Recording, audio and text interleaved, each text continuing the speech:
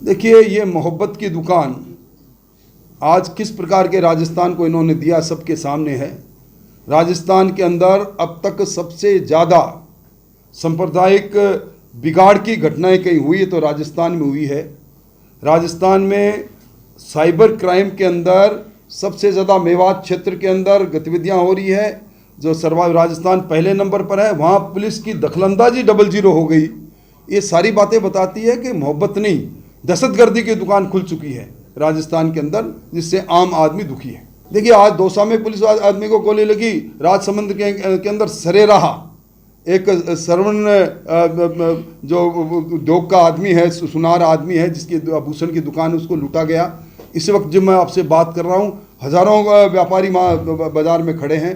ना कानून है, ना कानून की व्यवस्थाएं हैं।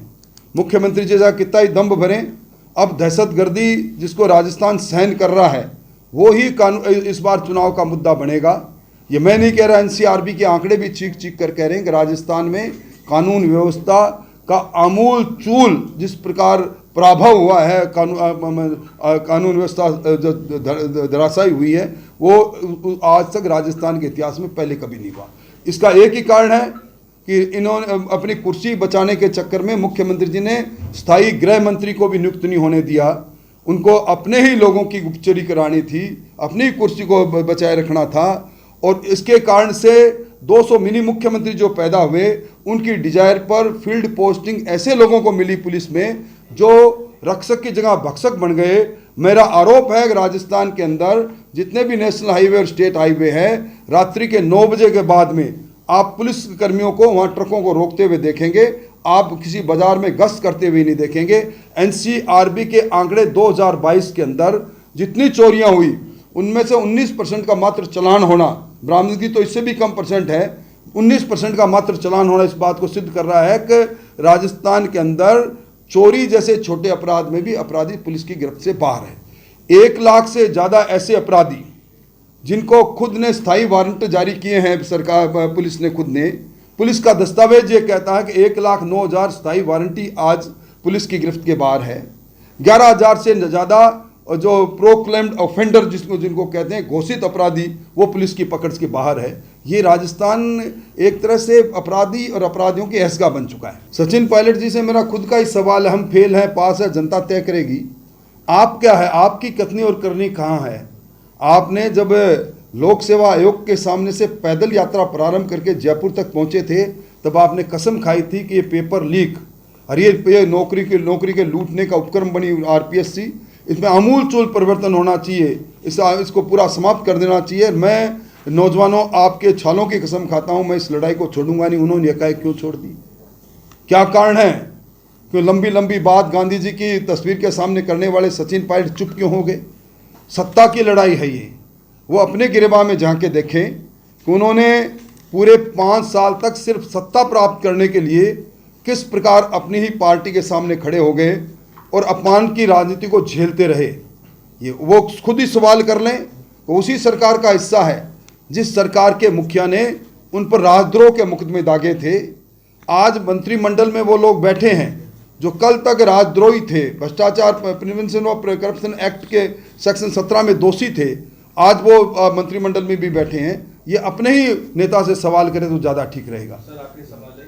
देखिए, यात्रा के अंदर अभी हमारे राष्ट्रीय महामंत्री आप लोगों से बात करेंगे और यात्रा की पूरी तैयारी है। यात्रा के माध्यम से भारतीय जनता पार्टी 4 अलग अलग यात्राओं के माध्यम से हर विधानसभा के अंदर आम मतदाता के पास पहुंचने की कोशिश करेगी। जहां एक और सरकार की विफलताएं हमारे सामने है, केंद्र सरकार के शानदार 9 वर्ष का कार्यकाल हमारे सामने है, वहीं दूसरी ओर हम संकल्प किन संकल्पों के आधार पर राजस्थान की दुर्दशा से राजस्थान को मुक्त करने का प्रयास करेंगे, उन सारी बातों को लेकर हमने एक व्यापक कार्यक्रम बनाया है। उस व्यापक कार्यक्रम के तहत ही हमारी ये कांग्रेस कहती है कि जन आक्रोश यात्रा निकालती, जन आक्रोश यात्राओं के माध्यम से हमने एक पट्टिका रखी जिसमें 10 लाख से ज़्यादा शिकायतें इस सरकार के खिलाफ चार्जशीट के रूप में आई है। हमारा जो उद्देश्य था, जनता के बीच में जाकर जनता के भावनाओं के अनुसार जनता इस सरकार के बारे में क्या विचार रखती है और जनता के दर्द को उजागर करने का, उसमें हम कामयाब रहे।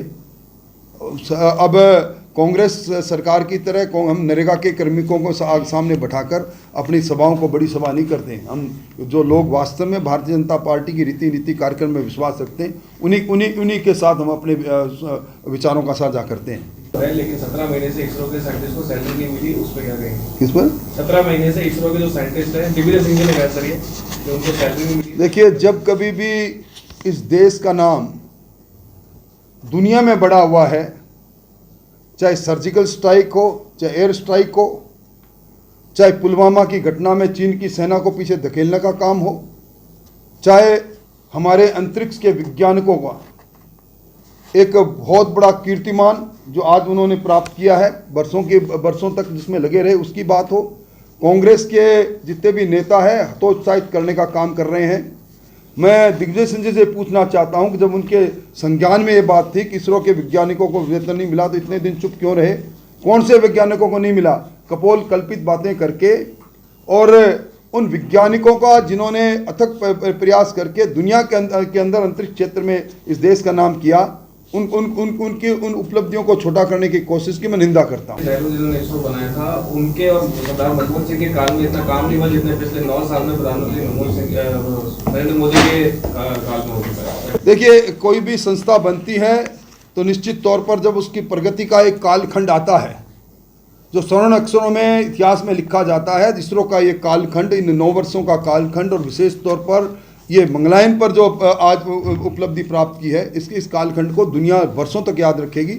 मैं उनके ट्वीट के साथ अपने विचार भी साझा करता हूँ।